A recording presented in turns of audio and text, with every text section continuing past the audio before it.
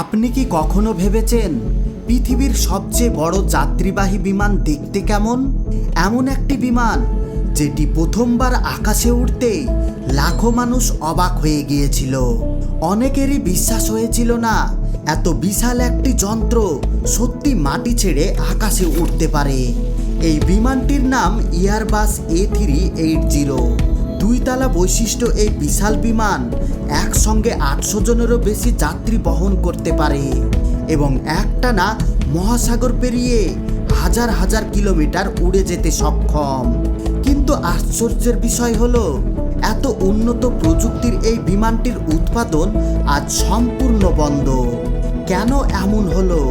কি এমন ঘটেছিল যে বিশ্বের কোনো কোম্পানি আজ পর্যন্ত এর থেকে বড় যাত্রীবাহী বিমান তৈরির সাহস দেখায়নি? আজকের ভিডিওতে জানবো সেই অবিশ্বাস্য গল্প। যদি আপনি বোয়িং 737 বা এয়ারবাস A320 এর মতো কোনো বিমানের পাশে দাঁড়ান তাহলে সেটাকেও বিশাল মনে হবে, কিন্তু ঠিক তার পাশে যদি এয়ারবাস A380 এসে দাঁড়ায় তাহলে অন্য সব বিমান মুহূর্তে ছোট মনে হবে। প্রায় 73 মিটার লম্বা এবং প্রায় 80 মিটার ডানা বিস্তারিত নিয়ে তৈরি এই বিমানটি সম্পূর্ণ লোড অবস্থায় প্রায় 560 টন ওজনের হয়, অর্থাৎ প্রায় 100টি আফ্রিকান হাতি বিশ্লেষণ ওজনের সমান। শুধু আকারেই নয়, যাত্রী বহনের দিক থেকেও আজ পর্যন্ত কোনো বাণিজ্যিক যাত্রীবাহী বিমান A380 রেকর্ড ভাঙতে পারেনি। তবে এত বড় বিমান তৈরি করা মোটেও সহজ ছিল না। এর প্রতিটি অংশকে একদিকে যেমন অত্যন্ত শক্তিশালী করতে হয়েছে, অন্যদিকে ওজনও যতটা সম্ভব কম রাখতে হয়েছে, কারণ সামান্য একটি ভুলও পুরো প্রকল্পকে ব্যর্থ করে দিতে পারত। আর এখান থেকেই শুরু হয় এয়ারবাস A380 আসল বৈশিষ্ট্য। এই বিমানটি কোনো এক দেশের তৈরি নয়, বিশ্বের প্রায় 30টি দেশের 1500-এরও বেশি কোম্পানি একসঙ্গে কাজ করে এটি তৈরি করেছে। কেউ বানিয়েছে ডানা, কেউ মূল কাঠামো, কেউ ল্যান্ডিং গিয়ার, আবার কেউ তৈরি করেছে শক্তিশালী ইঞ্জিন, ইলেকট্রনিক সিস্টেম এবং অত্যাধুনিক নিয়ন্ত্রণ ব্যবস্থা। সব মিলিয়ে একটি এয়ারবাস A380 ব্যবহার করা হয়েছে প্রায় 80 লক্ষেরও বেশি যন্ত্রাংশ। বিশাল কার্বন ফাইবারের ডানা থেকে শুরু করে ছোট্ট একটি শুক্র পর্যন্ত সব কিছু অত্যন্ত নিখুঁতভাবে তৈরি করতে হয়েছে, কারণ সামান্য ত্রুটিও পুরো বিমানের নিরাপত্তাকে ঝুঁকির মুখে ফেলতে পারত। আর একটি তথ্য জানলে আপনি আরও অবাক হবেন। শুধু এই বিমানের ভেতরের বৈদ্যুতিক তারগুলোই একসঙ্গে সোজা করে বিছিয়ে দিলে সেগুলোর দৈর্ঘ্য হবে প্রায় 530 কিলোমিটার, অর্থাৎ একটি শহর থেকে আরেকটি শহর পর্যন্ত পৌঁছে যাবে। কিন্তু সবচেয়ে বড় চ্যালেঞ্জ ছিল অন্য জায়গায়। এত বিশাল বিশাল যন্ত্রাংশ তৈরি করার পর সেগুলোকে ফ্রান্সের টুলুজ শহরে চূড়ান্ত অ্যাসেম্বল কারখানায় নিয়ে যাওয়াই ছিল সবচেয়ে কঠিন কাজ, কারণ ডানা এবং মূল কাঠামোর অনেক অংশই এতটাই বড় ছিল যে সেগুলো কোনো কার্গো বিমানে তোলা সম্ভব ছিল না, এমনকি সাধারণ ট্রাকেও পরিবহন করা যেত না। তাই এয়ারবাস একটি বিশেষ পরিবহন ব্যবস্থা তৈরি করে। বিভিন্ন দেশে তৈরি অংশগুলো প্রথমে জাহাজে করে ফ্রান্সে আনা হতো, এরপর বহু চাকার বিশেষ ট্রেলারে করে গভীর রাতে সেগুলো কারখানার দিকে নিয়ে যাওয়া হতো, যাতে দিনের যানঘাট কোনো সমস্যা তৈরি না করে। অনেক জায়গায় রাস্তা চওড়া করতে হয়েছে, কিছু সেতু আরও শক্তিশালী করা হয়েছে, এমনকি কয়েকটা মোড়ের নকশাও পরিবর্তন করা হয়েছিল শুধু এয়ারবাস A380 বিশাল যন্ত্রাংশ নিরাপদে পৌঁছে দেওয়ার জন্য। অর্থাৎ এই বিমান তৈরির জন্য শুধু কারখানাই নয়, অনেক জায়গায় অবকাঠামোকেও বদলাতে হয়েছে। এত কষ্ট করে বিমানটি তৈরি হওয়ার পর এবার প্রশ্ন এসেছে, 530 টনের এই বিশাল যন্ত্রটি আকাশে উড়বে কিভাবে? 4টি শক্তিশালী ইঞ্জিন এবং বিশেষভাবে ডিজাইন করা বিশাল ডানার কারণে এয়ারবাস A380 শুধু সহজেই উড়তেই পারে না, বরং এটি বিশ্বের সবচেয়ে শান্ত এবং আরামদায়ক যাত্রীবাহিনী বিমানগুলোর একটি হিসাবে পরিচিত। উড়ায়নের সময় এর ডানাগুলো বাতাসের চাপ অনুযায়ী কয়েক মিটার পর্যন্ত উপরের দিকে বাঁকাতে পারে। বাইরে থেকে দেখলে মনে হতে পারে ডানা বুঝি ভেঙে যাচ্ছে, কিন্তু আসলে এই নমনীয়তাই বিমানটিকে আরও নিরাপদ, স্থিতিশীল এবং আরামদায়ক করে তোলে। তবে এয়ারবাস A380 শুধু প্রকৌশলীদের জন্যই নতুন চ্যালেঞ্জ তৈরি করেনি, বড় সমস্যায় পড়েছিল বিশ্বের বিমানবন্দরগুলিও। বিমানটি এতই বড় ছিল যে অনেক বিমানবন্দরের রানওয়ে, ট্যাক্সিওয়ে এবং বোর্ডিং গেট A380-র জন্য উপযুক্ত ছিল না। ফলে দুবাই, লন্ডন, লস অ্যাঞ্জেলস সহ বিশ্বের অনেক আন্তর্জাতিক বিমানবন্দরকে কোটি কোটি ডলার খরচ করে নিজেদের অবকাঠামো পরিবর্তন করতে হয়েছিল। সব কিছু দেখে তখন মনে হয়েছিল এয়ারবাস A380 হবে ভবিষ্যতের সবচেয়ে সফল যাত্রীবাহিনী বিমান। কিন্তু কয়েক বছরের মধ্যে এমন কিছু ঘটল যা পুরো বিমান শিল্পের ইতিহাস বদলে দিল। কি সেই কারণ যার জন্য বিশ্বের সবচেয়ে বড় এবং সবচেয়ে আধুনিক যাত্রীবাহিনী বিমানের উৎপাদনই বন্ধ হয়ে গেল? সেই অবিশ্বাস্য গল্পই জানব এখন। এয়ারবাস A380-র উৎপাদন বন্ধ হওয়ার পেছনে কোনো বড় প্রযুক্তিগত ত্রুটি ছিল না, বরং প্রকৌশলগত দিক থেকে এটি ছিল বিশ্বের অন্যতম সফল যাত্রীবাহিনী বিমান।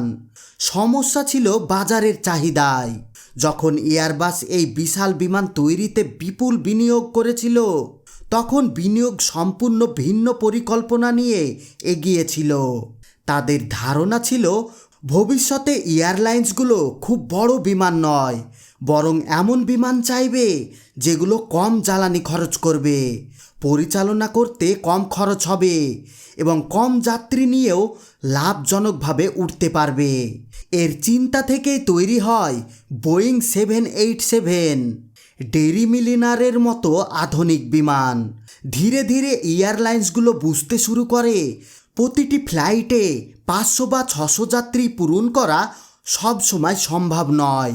কিন্তু 250 থেকে 300 আসনের জ্বালানি আশ্রয়ী বিমান প্রায় প্রতিদিন লাভজনকভাবে পরিচালনা করা যায়। এক সময় ধারণা করা হয়েছিল ভবিষ্যতে অধিকাংশ আন্তর্জাতিক যাত্রী কয়েকটি বড় হাব বিমানবন্দর ব্যবহার করবে, তাই বিশাল যাত্রীবাহিনী বিমানের চাহিদা বাড়বে। কিন্তু বাস্তবে ঘটল ঠিক উল্টোটা। এয়ারলাইন্সগুলো ছোট এবং আধুনিক বিমান ব্যবহার করে বিভিন্ন শহরের মধ্যে সরাসরি ফ্লাইট চালু করতে শুরু করলো। ফলে মাঝখানে বড় হাব বিমানবন্দরে নামার প্রয়োজন অনেকটাই কমে গেল। আর এখানেই এয়ারবাস A380-র সবচেয়ে বড় শক্তি তার সবচেয়ে বড় দুর্বলতায় পরিণত হলো।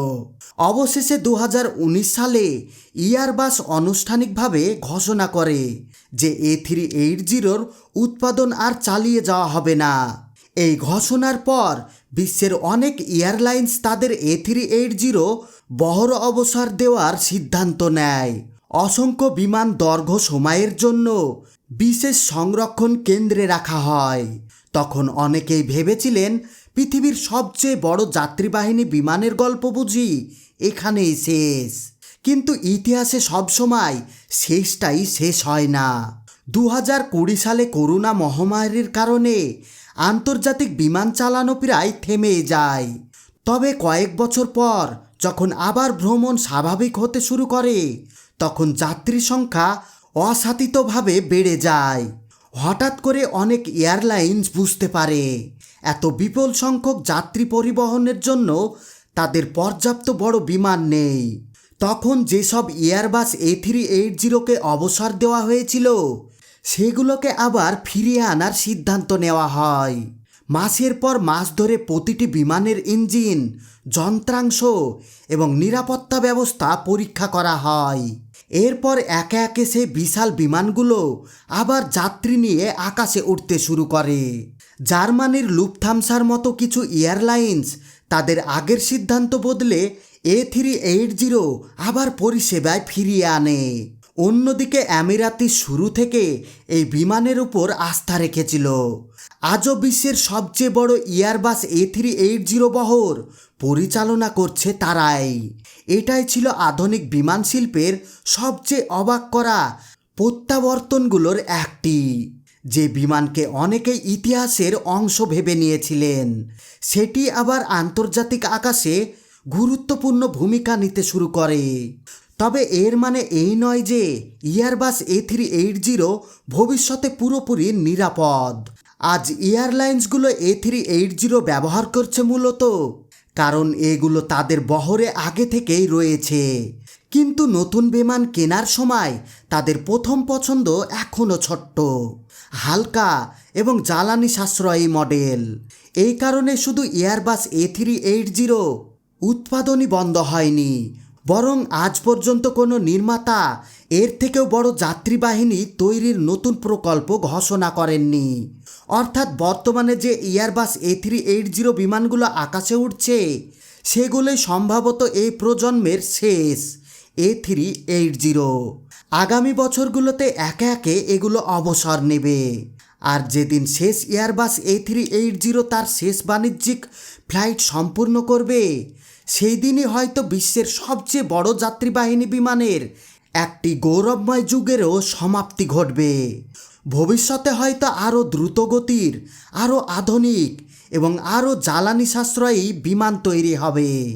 কিন্তু এয়ারবাস A380 মতো এত বিশাল, এত সাহসী এবং এত উচ্চভিলাষী যাত্রীবাহিনী বিমান আবারও তৈরি হবে কি না, সেই প্রশ্নের উত্তর এখনও সময়ের কাছেই রয়ে গিয়েছে।